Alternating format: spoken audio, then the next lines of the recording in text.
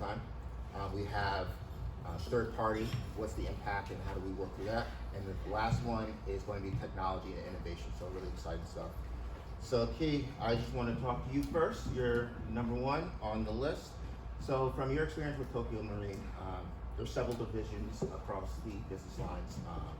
Can you speak to what are the biggest factors that have kind of contributed to increased claims cycle time? Yeah, so as David introduced me, so I was claims adjuster in Japan, and so I'll talk about the claims operation in Japan. So the answers are two. So one is natural disaster. The second one is current operation. So I'll go with the first one. It's about natural disaster in Japan. So if you remember a big earthquake, the date was March 11th, 2011. So it was Tohoku Insurance. So once huge natural disaster happens, so insurance companies receive thousands of fast notice of loss in a day. So imagine the situation where the claims section in the rural area receives thousands of insurance claims, and the claims adjusters are only 50 people. So 50 people are enough? No, not enough. So what we do is we establish emergency office in a rural area, and we gather many claims adjusters from entire Japan. So what happened to other claims section? So they will send many claims adjusters to the damaged side.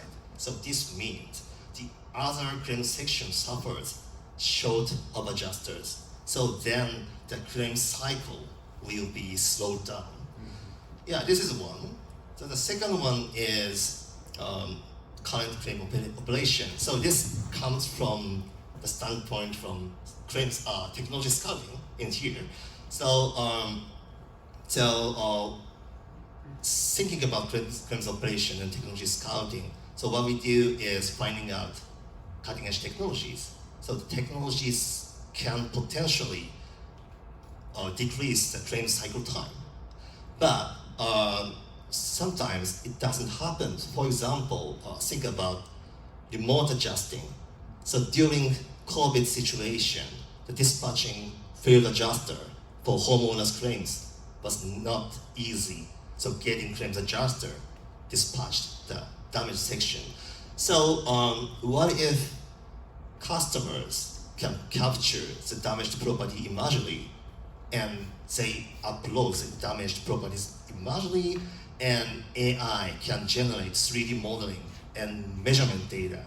And then this means we can skip the field adjusting. So this is a remote adjusting. So I found out some startups, and I introduced them to claims section in Japan.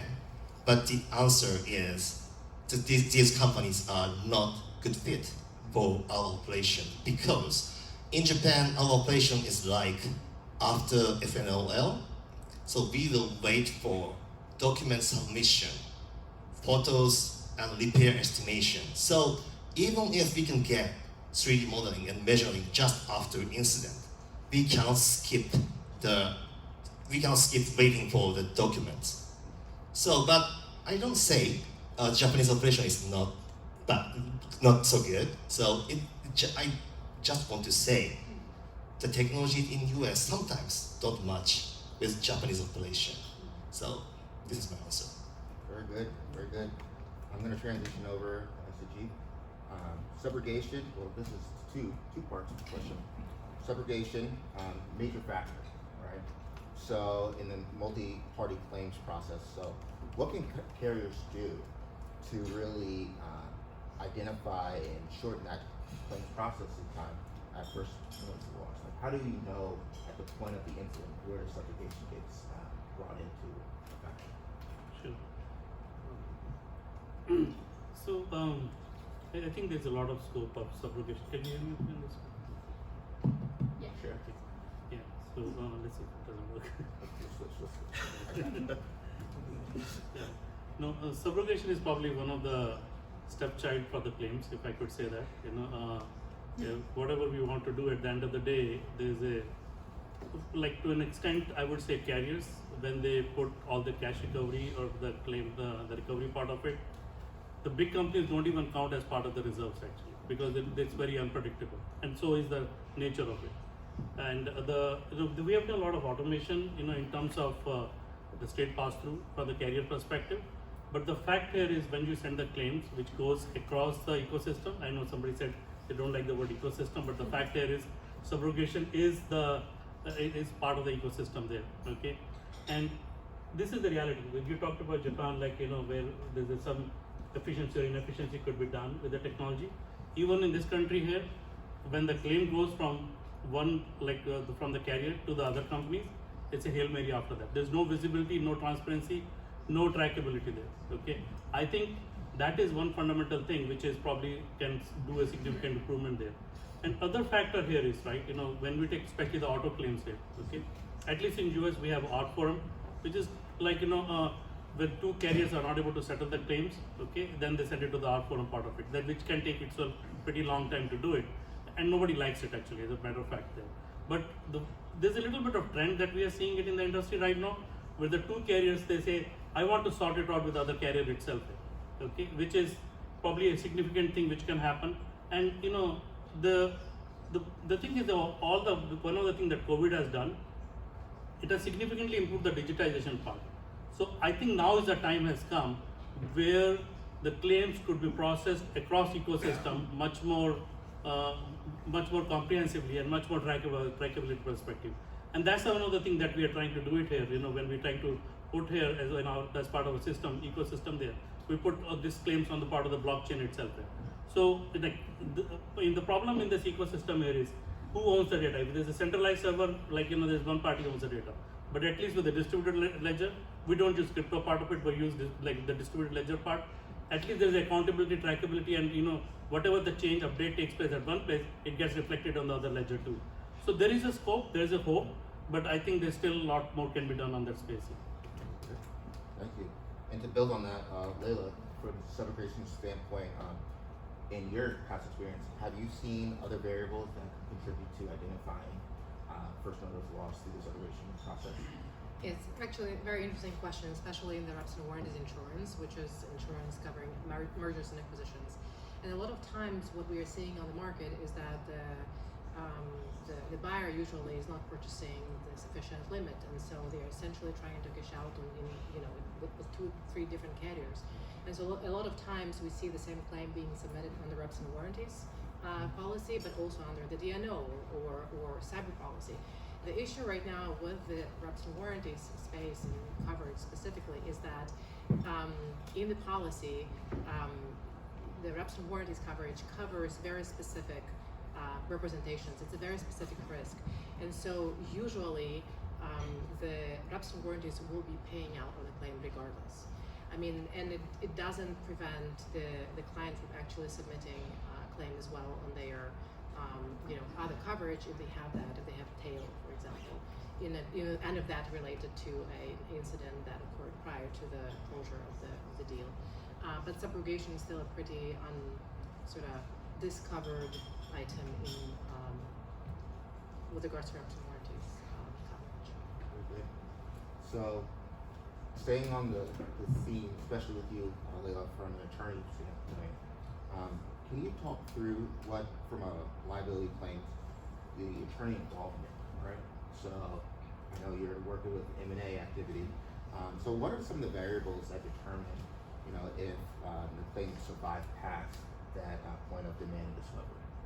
Yeah, so it's actually very interesting because the previous presenter actually mentioned that it's really bad when attorneys, sort of join the table, because usually, so in the reps and warranties space, again, it's very rare that claim goes into the court, right? So so here's the thing, usually the company that's being acquired is being dissolved, and so it becomes a part of the buyer company, right?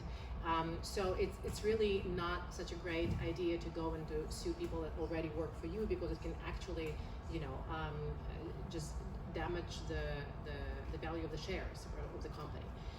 So what they do is it usually starts with a very angry letter that I'm not happy. We overpaid for a deal, so now please we need to figure out what to do. And in rare cases they can sort of retract and cancel the deal. But usually it's not the case. So they go to the reps and warranties carrier, and as a reps and warranties carrier, to be honest, I don't have much say in this sort of deal, because if I'm not going to cover the claim, well, the broker's not going to come back to me, and that is it. So we pretty much review all of the claims, and usually when the carrier, as a carrier, we are sitting with the client, with the buyer, and we're negotiating the deal, we prefer the attorney not to be in the room whatsoever. Because usually the attorney that actually negotiated the deal is in the same room, and because they are worried for it's their own liability, right? They need to make sure that they're going to monetize and get out of the carrier as much as they can.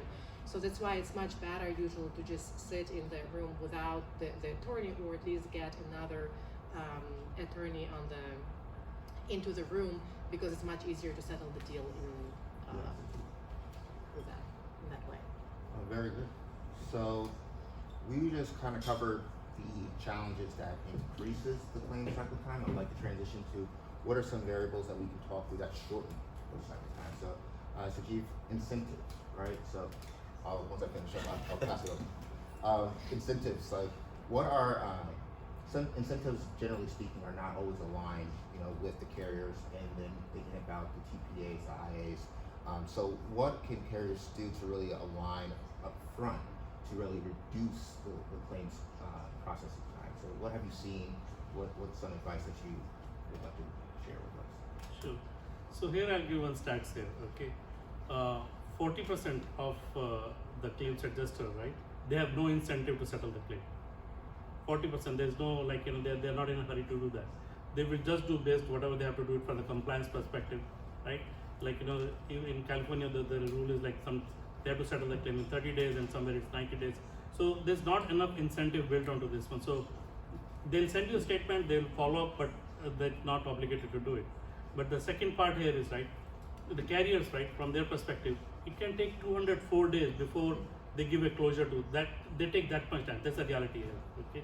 Now the fundamental, one of the things that here is, right, I think somewhere we talked about the significant use of AI, okay? And this is what we have seen it, we have seen it some auto, or auto place where we use AI, or property place where we have used some AI part of it, and we are very proud to say that in the property part we are almost hitting 99% claims, which shouldn't even go for any subrogation processing at all. Okay, that kind of a success rate is possible, and we have done that part of it. So even think from the adjuster perspective, if you are able to eliminate your load, right, there is if you take one segment where there is a good potential of subrogation, then there's the other one, you absolutely have no chance of getting a subrogation. If you eliminate that part, you can reduce your claim scope as a 50% there. I think that can reduce quite a bit of load to the claim adjuster part of it. The second thing is use technology as much as you can, right? There's an automated way to do it, right? Where we talked about when two parties are settling the auto claims, there are rules, you can just define it, and the rule itself can set the claims. A lot of times the claim goes towards a negotiation. I have a Geico and I have a AAA, no offense meant there, but anyway. So AAA gives for 2 weeks of rental car, and Geico gives only 1 week. None of them are my customer here, okay? But they will fight on this one, okay? Let's settle for 10 days. But they can always set those rules, and it automatically system can process that part. So there are significant things which can be done apart from motivating the people, okay, and also use of the technology. The third thing I would say from the management perspective, the interesting fact here is 90% of the executives in the claims department, they get involved setting the performance and efficiency, but the fact is nobody follows it up. So there's a little bit leadership which can come from the top and can start dictating it, right? Your incentives are based on this one, how much you're closing it and how you're closing it. One of the area that we see it is, you go to, I can bet you not, you go to any subrogation department in any insurance company here, they say they are the best. I'm yet to find it the second best actually. So because there's no parameters you can go and compare it against, that's the reality here. But I think if we are able to put some kind of a standard at the industry level, that can help a lot there. This is great because you gave us more of a picture of the full life cycle and the challenges there and opportunities. And from Keith's perspective, can you speak through some of the the evolution of the claims processing as being a claims adjuster. So what was the partnerships like? How did it evolve? What are some challenges and also improvements that you've seen over the course of your time? Yeah. Yeah, thanks for the question. So, as a technology scouting, what I do is finding out technology startups and introducing them to our group companies and accelerating innovation, DX. So the good example to reduce claims time is one is named ISI. So the ISI is a startups from Finland. So again, I'll talk about claims operation in Japan. So it's about flood insurance. So we use ISI to judge liability for insurance policy, and so the very unique point of Japanese flood insurance is so to judge liability. So if the water surface of the damaged site reaches 45 centimeters, it's around 17 inch from the ground level, so then insurance works. So before using ISI, so to judge liability, so we send people. So if the water surface comes 45 centimeters from the ground, so with ISI, so they use satellite imagery and they capture data from social media and news, so many data, and they can judge in this space, in this location, the water surface reaches 45 centimeters. So we can skip to send people to the damaged site. This is the one. And second one is, so I think many people know them. So the name is Tractable. So Tractable is a unicorn from UK. So this is about auto insurance. So we use them or their AI capability, or they can provide AI repair estimation review system. So if once we get the repair estimation from car dealer or repair shop, so their AI can analyze it, and if something wrong there, so they can flag on it. So this is very helpful for appraisal operation. So we always are looking for this kind of technologies, but sometimes we face the challenges. And so I think there are two challenges to accelerate innovation. So one is from the standpoint of development and open innovation, the collaboration with startups. So every group company, every business unit says the biggest challenge is limited engineering resources and budget. So this is about the problem of our organization. So what we do is before the end of fiscal year, so we apply for the budget and engineering resources for the next fiscal year.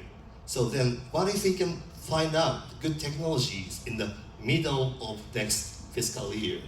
So they don't have budget, they don't have engineering resources. So every business units have to struggle to get money and engineering resources. So this is one. And the second one is the gap of the mindset between developing team, innovation team, and claims adjuster. So I'm in the innovation space. So what we think is like, we built this, so you use this. But in return, for claims adjuster, why do we have to use it? So there's no problem on the current operation. So I heard from our claims team in HQ Tokyo. So they are thinking about a very good project, which is so the sum of claims management team, so innovation team in Tokyo will go to the rural area and to meet with many claims adjuster and build a good relationship with each claims adjuster. So this kind of relationship, I believe this kind of relationship will be helpful for acceleration of the innovation, I guess. So the partnership with technology, the relationship is very key for that shortening of time. Yeah. I would love to transition to Layla from your financial lines perspective and background there. So what has the partnerships been from the incentive standpoint from the financial lines? Yeah, so like in our line of business, it's like there's no technology. I mean, the best technology that carriers are pretty much dealing with is Microsoft Access when they're sort of trying to standardize the whole policy management and claims management systems. So, but also what is interesting in our type of business is that claims on average last. I mean, they're probably the review takes about 2 years to actually understand whether the claim is going to be covered or not. So 40% of claims have not been covered right now in the industry. And the reason for that is because, of course, it depends on the sophistication of the client, how big the deal was, and the larger the client, the more complex the contracts are. But usually, I mean, right now, carriers have not managed to substitute the traditional legal review. So you actually have a bunch of attorneys on all sides, and they're going, one rep by one representation by another representation, which are promises, right, that the buyer and the seller make it to each other. And they're trying to establish the materiality. They're trying to establish whether there was actually a breach of that rep. And so, but with regards to technology, there are actually a couple of technology companies that are helping and aiding carriers. It's just the adaptation hasn't been that big in the industry.